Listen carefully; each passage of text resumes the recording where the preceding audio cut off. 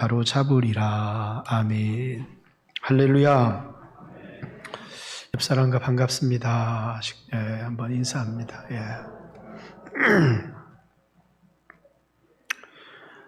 성만찬에 관한 오늘 오전에 성만찬을 했는데 성만찬에 관한 이런 조금 이론이기도 하고 이것은 언제 주님이 제정하시는 것이냐, 잡히시던 밤에 제자들에게 주님이 제정하신 것이다 그러면서 이 성만찬의 의미가 뭔지에 대하여 설명을 하고 있고, 그리고 이제 고린도 교회에서 이 성만찬을 잘못 행하는 죄를 지음으로 그들 가운데 약한 자들, 병든 자들도 많고 잠자는 자들, 죽은 자들도 있다 그러면서 올바르게 어떻게 성만찬을 행해야 되느냐라는 내용의 얘기를 전하고 있는 그런 말씀인데요. 예수의 죽음에 대한 이해, 예수님의 죽음을 어떻게 이해할 것인가. 우리는 뭡니까? 대속의 죽음이다. 대속의 죽음이라는 것은 마태, 마가, 누가, 요한이 동일합니다. 그런데 이 대속의 죽음을 예수님의 십자가의 죽음이 유월절 어린 양으로서의 죽음인지 아니면 새 언약의 피로서의 죽음인지를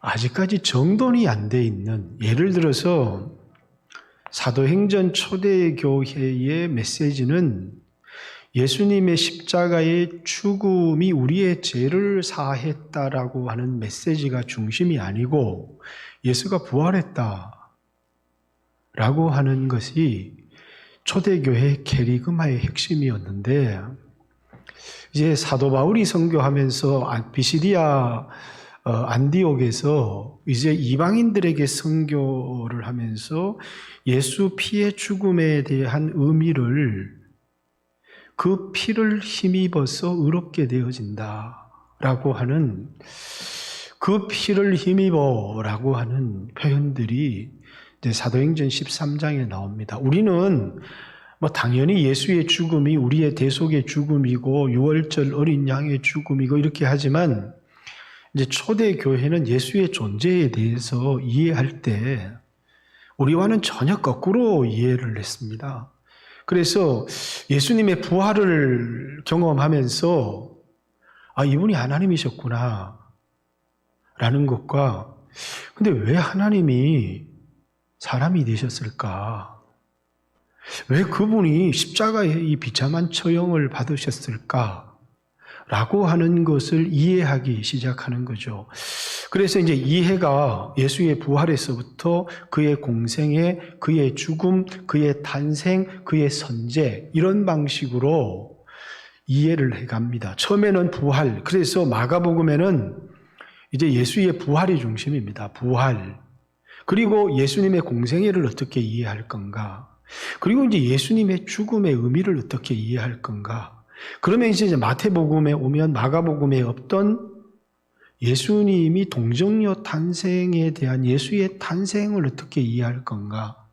그리고 요한복음까지 오면 그분은 영원전부터 계셨던 선제의 하나님이라고, 이렇게 예수님에 대한 이해가 영원전부터 계셨던 하나님이 동정녀 여자의 몸에 탄생하셔서 그리고 3년의 공생애를 섬기는 삶을 사시고, 그리고 이제 우리 죄를 위하여 죽으시고 부활하시고 승천하시고 하늘 보좌 우편에 앉으시고, 이렇게 이해를 하는 게 아니라 예수님의 이해를 부활에서부터 이해를 해서 공생애를 이해했고 그의 죽음을, 그래서 마가복음에는 공생애와 부활이 중심이 되어 나와 있고, 그리고 이제 그의 죽음을 어떻게 이해할 건가, 이게 성만찬에 굉장히 중요한 겁니다. 그래서 이 성만찬을 제정하면서 마태나 마가복음에는 떡을 주면서 내 몸이다, 이거 동일해요. 누가나, 그리고 이 성만찬에 대한 제정의 얘기는 마태, 마가, 누가, 그리고 고린도전서 11장 이 네 곳에 성경에 기록이 되어 있는데, 피에 대한 언급은 마태나 마가는 뭐라고 언급하고 있느냐면 언약의 피다 이렇게 언급을 하고 있고, 누가복음과 이 고린도전서는 새 언약이다 이렇게 언급을 하고 있습니다. 그리고 또 요한복음은 전혀 다른 전통, 예수의 죽음에 대한 이해를 가지고 있었습니다. 그렇기 때문에 이 예수의 죽음을 어떻게 이해할 건가? 그래서 여러분, 구약에 피 흘린 사건이 2개가 나옵니다. 그죠? 그 양의 피를 잡는 사건이 어떤 사건이 나옵니까? 유월절 사건이 나옵니다. 그 유월절 사건은 출애굽기 12장에 양을 잡아서 그 피를 임방과 설주에 바를 때 죽음의 사자가 그 집을 넘어간다, 패스오버를 한다 그래서 유월절입니다.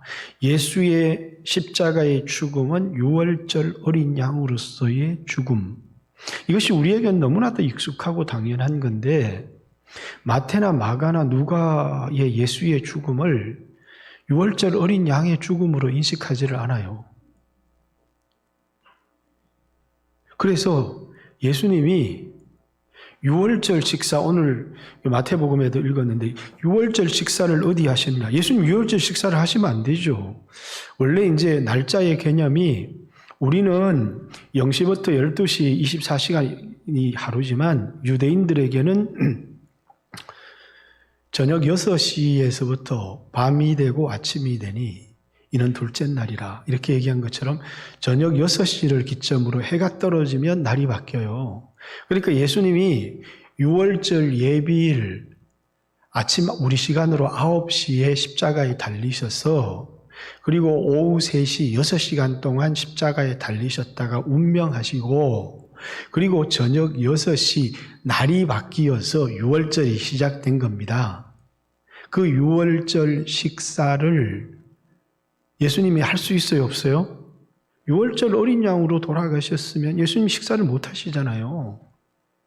많은 신학자들이 유월절 식사가 2번이었다, 이걸 맞춰보려고, 그래서 목요일 날은 유월절 식사가 금요일 저녁인데, 워낙 유월절에 많은 사람들이 예루살렘으로 몰려오니까 예루살렘 밖의 사람들은 목요일 날 유월절 식사를 했고, 그래서 예수님의 유월절 식사는 목요일이었다, 이렇게 주장하는 사람들이 있고, 그리고 예루살렘 안에 사는 사람들은 유월절 식사가 금요일 저녁이었다, 이렇게 주장하는 사람들이 있지만, 그러나 우리가 엄격하게 보면 예수님은 유월절 날 돌아가시지 않고, 마태나 마가나 누가는 돌아가지 않고 유월절 저녁에 제자들과 모여서 식사를 하셨어요. 그죠? 예수님이 유월절 어린 양으로 돌아가셨어요. 유월절 날 돌아가시지 않고, 원래 그 전날 유월절 예비일 날 십자가에 못 박혀서 9시에 못 박혀서 오후 3시에 돌아가셔야 되는데, 저녁 6시 유월절 식사 시간에 제자들과 최후의 만찬을 하고 계신 겁니다. 그러면 마태나 마가나 누가는 예수님을 유월절 어린 양의 죽음으로 전혀 인식하지 않았다는 거예요. 출애굽기 24장.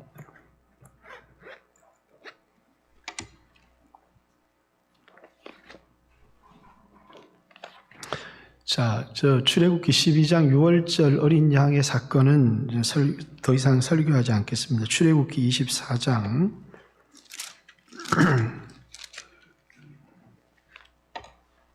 이스라엘 백성과 하나님이 공동체죠. 시내산에서 모인 공동체가 율법을 받고 첫 언약을 맺는 장면입니다.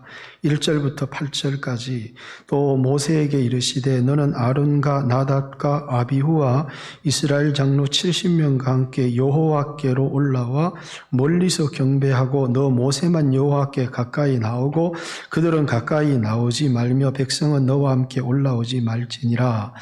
모세가 와서 여호와의 모든 말씀과 그의 모든 율례를 백성에게 전하매 그들이 한 소리로 응답하여 이르되 여호와께서 말씀하신 모든 것을 우리가 준행하리이다. 모세가 여호와의 모든 말씀을 기록하고 이른 아침에 일어나 산 아래에 제단을 쌓고 이스라엘 12지파대로 12기둥을 세우고 이스라엘 자손의 청년들을 보내어 여호와께 소와 번제와 화목제를 드리게 하고 모세가 피를 가지고 받은 여러 양푼위에 담고 반은 제단에 뿌리고 언약서를 가져다가 백성에게 낭독하여 듣게 하니 그들이 이르되 여호와의 모든 말씀을 우리가 준행하리이다. 8절 모세가 그 피를 가지고 백성에게 뿌리며 이르되 이는 여호와께서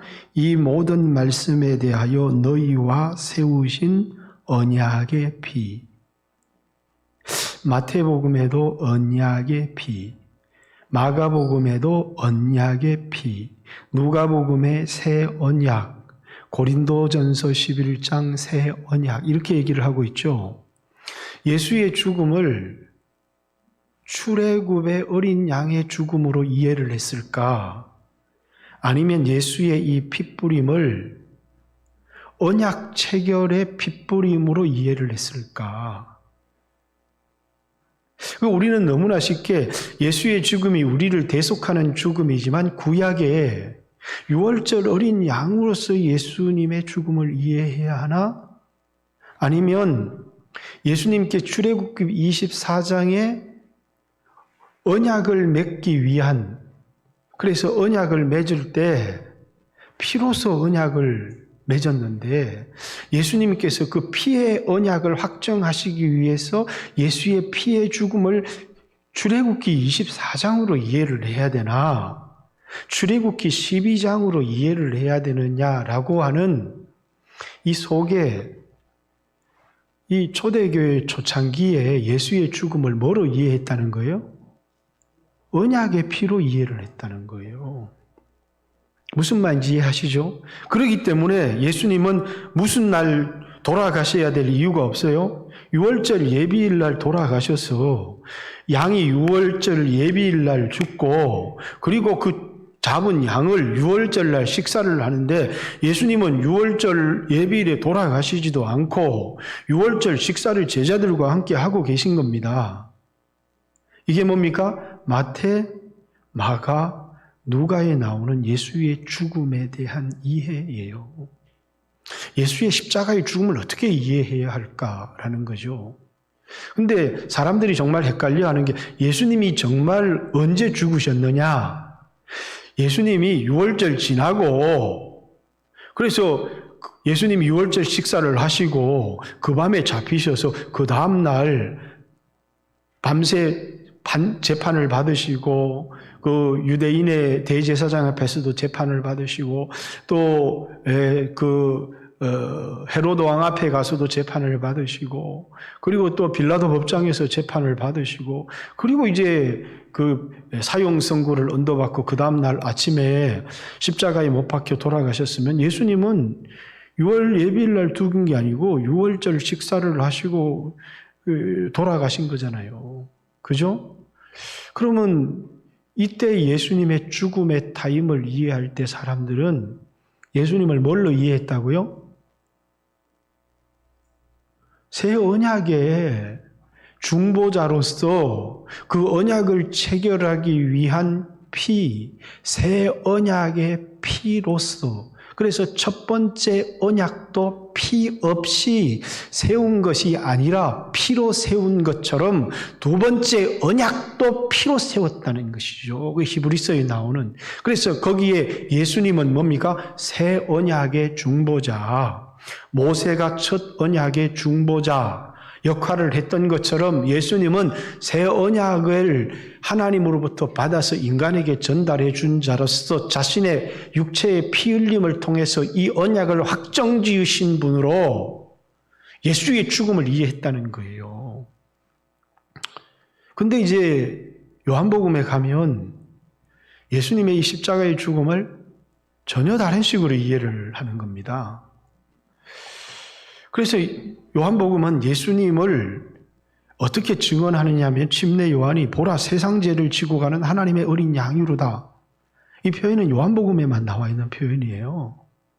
그리고 예수님이 6월절에 맞춰서 6월절 엿새 전에 예루살렘 박성의 그 베다니에서 머무르시고, 그리고 이제 정확하게 출애굽기 역사처럼 1월 10일 날 깨끗한 양을 선택을 해서 자기 장막 가운데 들어가서 1월 10일부터 14일까지 지켜보는 것처럼 예수님께서 1월 10일 날 예루살렘에 들어가셨어. 그리고 예수님이 6월절 날 돌아가시는, 정확하게 예수님을 출애굽 6월절 어린 양으로 인식하는 것은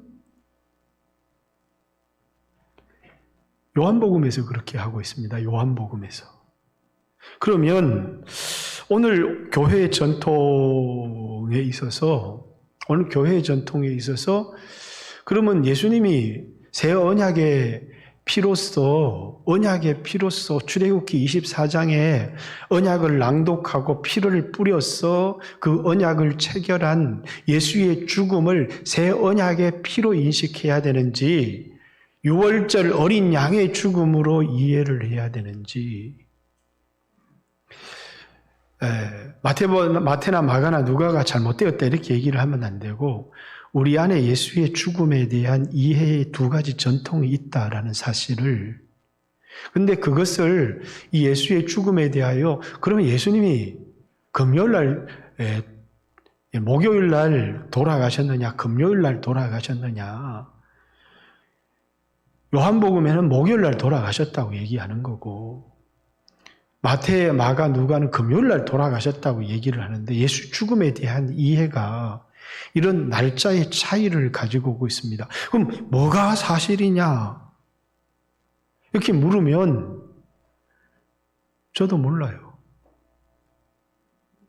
예수님이 목요일 날 돌아가셨는지, 예수님이 금요일 날 돌아가셨는지, 그러나 성경이 우리에게 이해시키는 예수의 죽음에 대한 이해는 마태나 마가나 누가는 어떤 사람들이 이러기 위해서 이랬다, 이러기 위해서 이랬다라고 하는 설을 이야기를 하고 이래서 억지로 맞추려고 하면 그건 우리의 주장일 뿐이고, 성경이 그대로 얘기하는 것은 마태, 마가, 누가는 예수님 금요일 돌아가신 겁니다.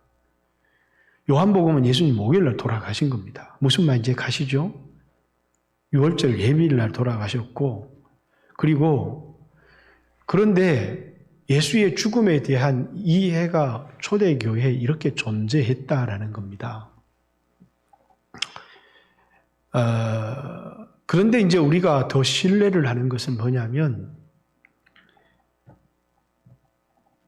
마태, 마가, 누가, 요한 똑같은 성경이지만 마가복음보다는 마태복음보다는 요한복음을, 왜 이렇게 얘기를 하느냐면 예수의 죽음에 대한 이해가 시간이 갈수록 발전한 겁니다. 무슨 말인지 이해하시죠? 그래서 신학의 최고를 뭘로 얘기하느냐면 요한복음이 가장 늦게 쓰여졌기 때문에, 그래서 예수에 대한 이해도 마가복음에는 공생애의 예수와 부활의 예수, 그렇지만 마태복음에는 예수의 출생과 예수의 어린 시절까지, 누가복음도 그렇게 나와 있잖아요. 그런데 요한복음은 예수님의 선제까지, 이렇게, 그것이 뭐냐면 예수님에 대한 이해가 깊어가고 넓어져 갔다는 것이죠. 그래서 이제 모든 기독교인들은 예수님의 죽음을 6월절 어린 양의 죽음으로 1차적으로 이해를 하면서, 그러면서 그 죽음의 의미가 뭐라고요? 우리에게 또한 언약의 피로서의 죽음이다. 그래서 죄사함을 얻게 하는 언약의 피,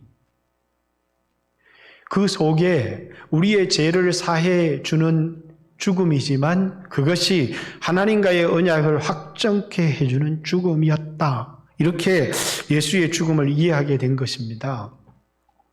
그래서 이제 여러분들이, 어떤 사람들이 이것을 물으면 어떤 신학자들도 자신 있게 대답을 못합니다. 예수님이 목요일 날 죽으셨느냐, 금요일 날 죽으셨느냐. 그러나 초대교회 속에서 예수의 죽음에 대한 이해가 마태, 마가, 누가복음에는 예수님은 우리에게 새 언약을 주신 분이고 그 언약을 피로써 확정시켜 주시는 분이다 라고 하는, 그래서 구약의 율법을 지켜서 구원을 얻을 수 없었지만 이제 새 언약, 하나님께서 우리에게 성령을 주시겠다. 그리고 우리의 모든 죄를 다시는 기억하지 아니하시겠다. 믿는 자마다 영원한 생명을 주시겠다라고 하는 이 하나님의 약속, 이 언약이 예수의 피로서 확정되고 변개될 수 없다고, 여러분과 제가 그 언약에 떡을 뗄 때 그 언약의 공동체의 멤버가 되었다는, 내가 그래서 교회와 한 몸이 되었고 예수의 몸이 되었다는 것이고,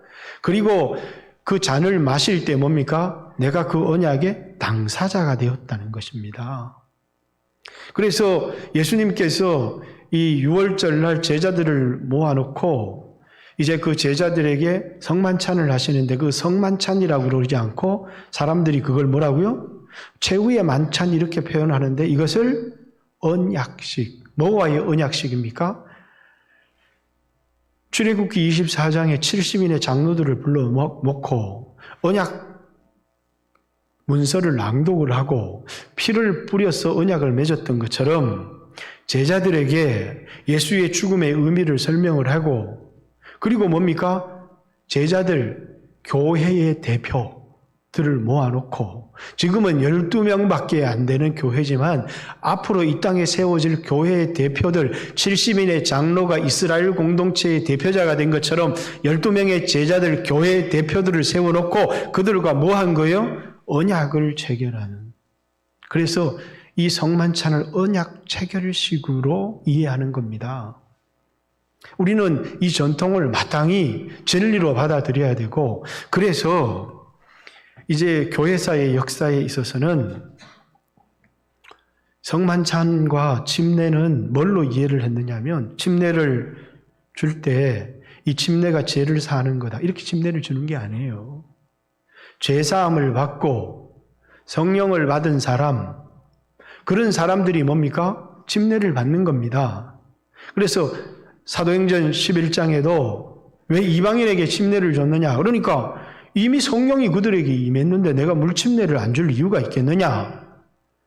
그러면서 교회사에 있어서 침례라고 하는 것은 구원을 받기 위한 조건이 아니라 구원받고 성령 받은 사람들에게 뭐라고요? 이제는 교회 멤버가 되는, 언약의 공동체의 한 구성원이 되어지는, 그리고 피를 마시면서 뭡니까? 내가 그 언약의 당사자가 되었다는 것. 근데 이거 한 번만 하면 되지 않느냐? 우리가 처음 이미 제자들이 이 주님과의 언약을 맺을 때 우리가 예수를 믿으면 이 공동체 속에 들어가는 것이지만, 처음 성찬식에 참여할 때, 침례를 받고 성찬식에 참여할 때 내가 언약의 당사자가 되었을 뿐만 아니라, 그리고 이제는 주님이 오실 때까지 그것을 행하여 나를 기념하라, 이렇게 얘기하는 것은 우리가 그 언약을 계속해서 기억하면서 살아가라는 것이죠.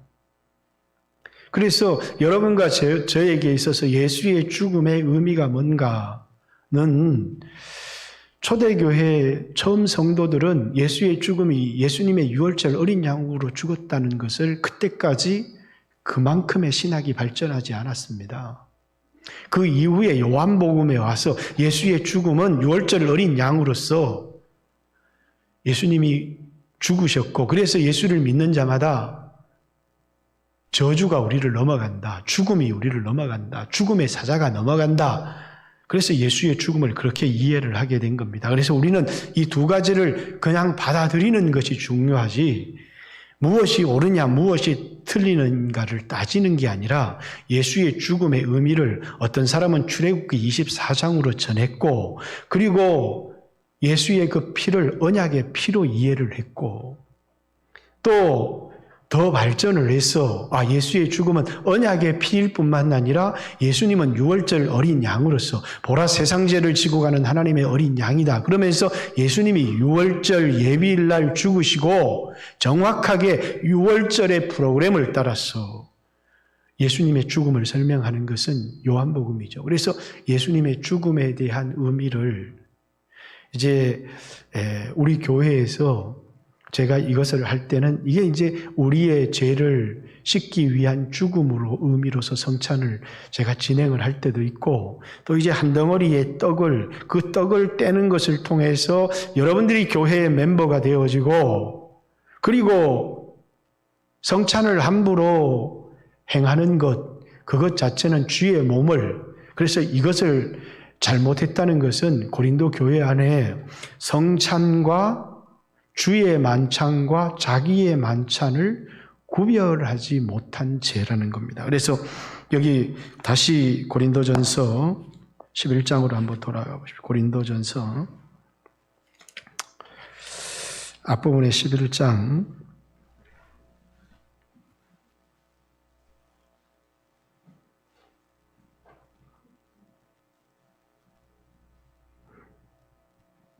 19절 너희 중에 마땅히 있어야 너희 중에 옳다 인정함을 받은 자들이 나타나게 되리라. 그런즉 너희가 모일 때 함께 모여서 주의 만찬을 먹을 수 없으니 이는 너희가 먹을 때에 자기의 만찬을 먼저 갖다 먹음으로, 이렇게 주의 만찬과 자기의 만찬을 구별하지 못했다는 거예요.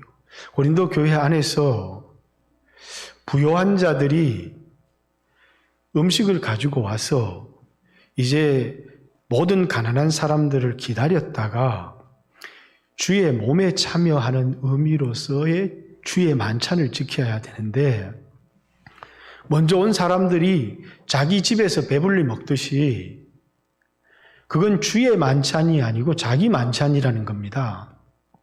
자기 만찬을 하듯이 부유한 사람들이 음식을 가지고 와서 먼저 배불리 먹고 가난한 사람들이 오니까 먹을 게 없는 겁니다. 그래서 뭐를 깨뜨려 버렸어요? 한 몸 공동체를 불평과 또 이 가난한 자들을 멸시하는 것으로서 한 몸 교회를 깨뜨려 버렸다. 그래서 너희들은 주의 만찬에 참여할 자격이 없다는 겁니다.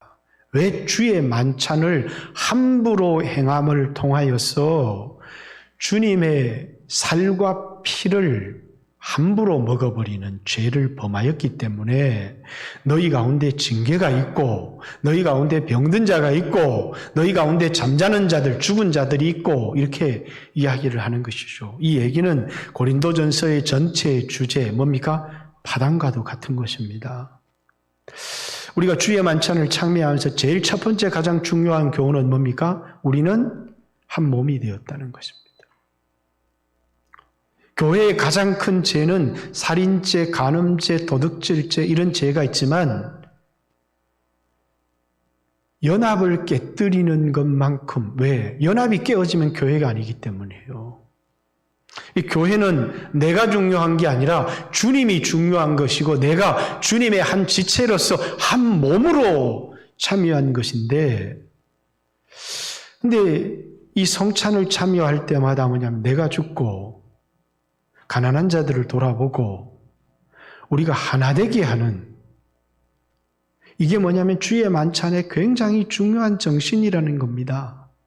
왜 주님은 이 만찬을 하게 하셨느냐면 예수님의 십자가의 공로로 내 죄가 용서를 받았다는 것도 기념을 하지만 주의 만찬의 핵심적인 정신은 이미 예수 믿고 피로 구원을 얻은 사람들이 뭐라고요? 교회에 들어와서 하나가 되라는 겁니다. 하나. 가난하건 부요하건 부요한 사람이 가난한 사람을 멸시함으로 하나됨을 깨뜨려서는 안 되고, 다른 사람들을 멸시하고 천대함을 통해서 연합을 깨뜨려서는 안 된다는 겁니다. 왜? 예수님 피값 주고 사신 한 몸 공동체, 이게 교회라는 거예요. 그래서 이 성찬을 할 때 중요한 의식이 뭐냐면 우리도 카스테라 사와서 썩썩썩썩 썰어서 하면 되는데 얼마나 좋아요. 딱딱딱딱 잘라서 여러분 먹기 좋게 이렇게 해놓으면. 그래서 원래 카스테라가 안 돼요. 너희는 누룩 없는 빵이니 라고 하는 고린도전서 5장 7절의 말씀처럼 이 안에 누룩이 없는 순전한 떡이어야 되고, 그래서 이스라엘 백성들이 성찬을 하는 떡은 우리처럼 이렇게 빵은 누룩이 들어가잖아요. 근데 이스라엘 백성들이 성찬을 하는 빵은 우리나라 국시가래 있잖아요. 국시를 이렇게 밀고 끝알이 나면 불에 넣어서 구운 누룩이 들지 않는 한 덩어리의 떡입니다. 근데 누룩 들지 않고 한 덩어리의 떡을 이게 만들 수가 없어요. 그래서 이제 한 덩어리는 만드는데 이제 카스테라로 만들죠.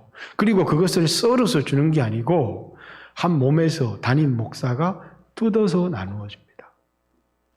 그래서 이 전통은 참 중요한 게 내가 원래 뜯어 먹는 게 아니고 가톨릭에서 보면 내가 뜯어 먹는 게 아니고 뭐 합니까? 신부가 뜯어서 나누어 주죠. 이것도 마태, 마가, 누가나 요한복음은 전혀 다른 정신을 가지고 있습니다. 마태, 마가, 누가는 예수님께서 50씩 안 치세요. 이렇게 오병이어의 기적을. 그리고 떡을 떼어서 제자들에게 주고 제자들이 그것을 떼어서 사람들에게 나누어 주게 하셨죠. 이게 이제 누가복음에 보면 예수님을 누구신지를 어떻게 인식하게 되느냐면 누가복음 24장 엠마오로 가는 길에 예수님과 함께 동행하나 예수신 줄을 알지를 못하는데 언제요? 여관에 들어가서 떡을 떼어 나누어 줄 때 눈이 밝아져 예수신 줄을 알게 되는 겁니다. 뭘 기억하는 겁니까? 예수와 함께 성만찬했던 떡을 떼어서 나누어 주는. 그래서 이제 우리 교회는 마태, 마가, 누가식으로 목사가 장로님들에게 떼어서 나누어 주고 장로님들이 여러분 떼서 드세요 이렇게 나눠주는 게 떼어서 주는 겁니다. 한 몸에서. 그래서 한 덩어리의 떡에서 나누어서 주고 나누어서 줘서 한 몸 공동체라는 것을 강조하고, 근데 요한복음은 조금 달라요. 제자들에게 나누어줘서 제자들이 나누어주는 게 아니고 예수님이 떼어서 나누어줘요. 이 요한복음 6장에 보면 그건 뭐냐면 이 공동체가 계급의 공동체가 아닌 평등의 공동체였다는 것을 강조하기 위해서, 그래서 어떤 제자직이라든지 교회 안에 높은 직분보다는 서로 사랑하는 평등의 공동체를, 그래서 그것도 분명히 뭐냐면 마태, 마가, 누가의 기록과 요한의 기록은 전혀 달라요. 그럼 우리가 물어봐야 되냐? 예수님이 성찬을, 아니 예수님이 오병이어의 기적을 행할 때 정말 떡을 어떻게 나누어 줬을까? 50씩 앉게 하고 제자들에게 나눠주고 제자들이 나누게 했을까? 아니면 예수님이 정말 다 나누셨을까? 우리는 몰라요. 예수님께서 목요일 돌아가셨는지 금요일 돌아가셨는지, 예수님께서 떡을 나눌 때 제자들에게 나누어져서 제자들이 나누게 했는지 예수님이 직접 나누게 해줬는지 성경에는 이런 다른 기록들이 엄청나게 많아요. 그럼 그 성경을 틀렸다라고 얘기할 수 있느냐? 그렇지 않고 그것을 통해서 우리에게 전달해주는 메시지. 그래서 우리는 예수의 죽음에 대해서도 뭐로도 받아들여요? 새 언약의 중보로서도 받아들이고 유월절 어린 양의 죽음으로서도 받아들이고, 그래서 주로 제가 이 대회에서 성찬을 할 때는 예수님의 이 십자가의 죽음을 우리의 죄를 사해 주신, 우리의 죄를 위해서 피 흘리신 유월절 어린 양, 예수의 피를 인해서 우리가 은혜를 얻고 구원을 얻고 하나님의 자녀 되었다. 그렇지만 또 셀 리더들과 함께 셀 리더 수준이라면 가끔씩 성찬을 합니다. 그때는 하나됨을 깨뜨렸던 것, 남을 비판했던 걸 회개하면서 우리는 한 몸 공동체다. 성찬 속에 이것이 다 들어있다는 겁니다. 이 의미가. 그래서 무엇이 맞습니까? 또 여러분들이 연약한 거, 이거 가짜 아니야? 성경에는 이런 똑같은 성찬을 행하는 방식에 있었어도 이제 다르잖아요. 그래서 교회사 속에서도 이것이 굉장히 많이 문제가 됐던 겁니다. 그래서 성찬을 행할 때도 뭡니까? 침례를 받고 교회 멤버가 된 사람만, 오늘은 급해서 그런 것을 어린아이에게 주어서도 안 되고, 성인이 된 사람이, 침례를 받은 사람이, 한 몸 공동체 된 사람들이 나누는 것이고, 그것을 함부로 나누게 되면 주의 살과 피를 함부로 나누는 죄에 대한 형벌을 받게 된다. 이렇게 성경이 우리에게 말하고 있는 것이다 라는 사실입니다. 그래서 여러분들이 이 성찬을 행할 때마다 예수의 죽음의 의미를 깊이 생각, 6월절 어린 양으로서 내가 받아야 될 형벌을 대신, 그래서 내가 장자가 죽어야 되는데, 우리 집 장자가 죽어야 되는데, 내가 죽어야 되는데 양을 죽여서 피를 임방과 설주의 발음을 통해서 내가 받아야 될 형벌, 내가 받아야 될 저주, 내가 당해야 될 죽음을 어린 양이 대신해서 당하셨다. 그게 6월절 어린 양으로서 내가 당해야 될 짐을 예수님께서 대신 지고, 그래서 세상 죄, 나의 죄를 지고 가는 하나님의 어린 양으로서의 예수 그리스도, 그게 요한복음이라는 겁니다. 그런데 마테마가 누가는 뭡니까? 언약을 강조하고 있다는 거. 언약. 하나님과 우리 사이에 이제는 오늘 여러분과 제가 뭐라고요? 이스라엘 백성들이 언약을 깨뜨렸어. 그래서 그 땅에서 쫓겨나게 되고 멸망했던 것처럼 이제는 깨어질 수 없는 언약. 우리의 행위로 되어지는 것이 아니라 우리에게 성령을 주시고 하나님의 은혜로 세워지는 언약.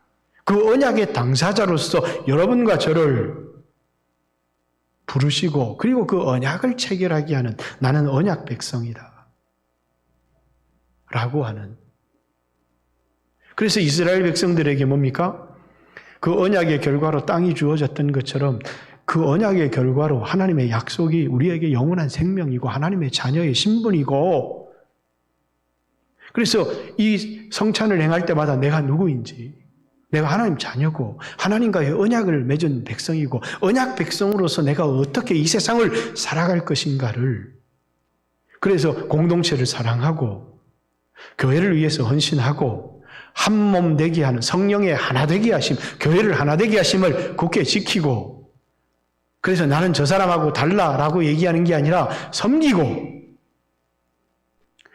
저 사람이 잘 되면 내가 배 아픈 것이 아니라 저 사람이 살아야 내가 산다고. 그렇죠. 나라도 하나 되면 좋은데, 나라도 저쪽이 죽어야 내가 산다. 내가 살기 위해서는 저쪽이 죽어야 된다. 그러면 하나 되지 못한 것이죠. 교회도 그렇게 되어지면 끝장난다는 것입니다. 한 몸이라는 것은 저쪽이 죽으면 나도 죽는다는 겁니다. 그렇기 때문에 저 사람을 살리는 게 내가 사는 거라는 겁니다. 그와 나를 다르게 인식하는 게 아니라 한 몸으로 인식하는 것입니다.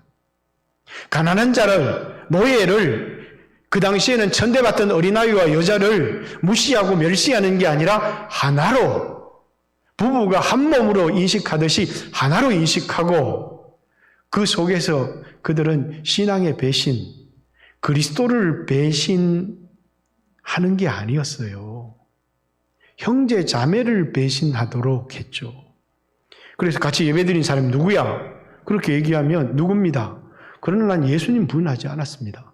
이렇게 말하는 게 아니라 형제를 밀고 한 것을 그리스도를 배반한 것으로. 그렇게 철저하게 뭐냐면 교회는 한 몸 공동체였고 서로 하나 되었고 서로 섬겼고, 그것이 뭐냐면 오늘날의 교회를 가능하게 한 겁니다. 그런데 오늘날 교회는 나는 주님 배반하지 않아. 주님을 사랑해. 난 저런 인간은 내가 못 보겠어. 이렇게 공동체의 연합이 깨어진다는 거예요. 그게 성찬을 행할 때마다 내가 누구를 미워했던 것, 왜 그 사람도 예수님 피값 주고 산 우리와 한 몸 공동체거든요. 그래서 그 하나 되게 하심을 굳게 지켜나가는 것, 그것이 고린도전서 성찬의 잘못된 성찬과 올바른 성찬을 행하는 것, 그리고 주님이 오시는 그날까지 뭡니까? 예수 그리스도의 죽으심을 전하는 것이 우리의 사명이다 라는 것을 우리에게 말하고 있습니다. 나는 성찬을 했다 라는 것이 우리에게 아무도 중요하지 않습니다. 성찬의 의미를 깨닫는 것, 예수님이 죽음의 의미가 뭔지, 왜 이것을 우리에게 기념하라고 했는지, 그건 뭐라고요? 하나 되게 하심. 교회 안에 세상적인 가르침이 들어와서는 안 된다는 것, 그리고 세상이 끝나는 그날까지 우리는 이 죽으심을 세상에 전할 사명이 우리에게 있다는 사실을 우리에게 가르치는 의미가 성찬의 의미다. 예수의 죽음의 의미를 알고 우리의 하나됨을 굳게 지켜나가고, 그리고 땅끝까지 예수 그리스도의 죽음을 전하는 것, 이것을 우리에게 일깨우기 위해서 주님이 우리에게 성찬을 명하셨다라는 사실을 기억하고, 이것은 바울이 만든 것, 제자들이 만든 게 아니고 예수님이 잡히시던 밤에 제정하신 것이고 그리고 자신도 이것은 주께로부터 받은 것이다. 이렇게 얘기를 합니다. 그래서 여러분과 제가 성찬을 행할 때마다 이 의미를 깊이 생각했으면 좋겠고 또 믿음이 약한 사람은 성경이 이렇게 다른 게 있어서 되나? 그런데 우리는 어떤 사건에 대해서 그것이 우리에게 전달하는 의미가 예수님이 풍랑을 잔잔케 했어요. 풍랑아 잔잔하라. 그러니까 잔잔하게 되었는데 그 의미를 전달할 때는 마태나 마가나 누가가 다 달라요. 저가 이기의 바람과 바다도 순종하는가? 예수님의 존재가 어떤 분인지를 우리에게 가르치기 위한 거다라는 것도 있고 마태복음 8장에 보면 똑같은 사건이 일어났지만 그것이 그 시대 우리에게 주는 의미가 적용점이 다 다르다는 거예요. 그래서 성경이라고 하는 것은 여러분이 똑같은 말씀을 들어도 하나님이 여러분에게 깨닫게 하시는 교훈은 얼마든지 달라질 수가 있어요. 그렇기 때문에 이것을 억지로 일치시키려고 하다 보면 우리에게 무리가 와요. 예수의 죽음에 대해서. 우리는 이 죽음의 의미를 똑같이 두 가지 의미로 우리에게 성경은 가르쳐주고 있다는 거예요. 새 언약의 중보자로서 언약의 확증으로서의 피와 유월절 어린 양으로서의 죽음의 피를 그래서 성경은 하나만 기록된 것이 아니고 네 권의 복음서가 우리에게 기록하고 있고 그 네 권의 복음서를 다 하나님의 말씀으로 우리가 받아서 순종하는 여러분과 제가 되어지고 어려운 시대일수록 보세요. 떨어지는 사람도 있고 약한 사람도 있고 나는 저 사람보다 믿음이 좋다 정죄하는 것이 아니고 돌아보고 기도하고 중보해주고 그래서 한 사람도 잃어버리지 않도록 관심을 보이고 예배가 회복될 수 있도록 하나됨이 회복될 수 있도록 기도하는 것. 한국교회의 아마 위기도 하나됨의 깨어짐이 가장 큰 위기가 아닌가 이렇게 생각합니다. 예수의 죽음이 내 죄를 사하고 나를 구원했다는 의미를 넘어서서 우리를 한 몸 되게 했다는 사실을 깊이 기억하고 여러분에게 주신 언약, 영원한 생명에 대한 약속, 은혜에 대한 약속들을 기억하고 여러분 자신을 의지하지 않고 그 언약을 의지하는 삶을 살아가는 여러분과 제가 되어지기를 주님의 이름으로 축복합니다. 다음 주부터도 예배는 조금 당겨서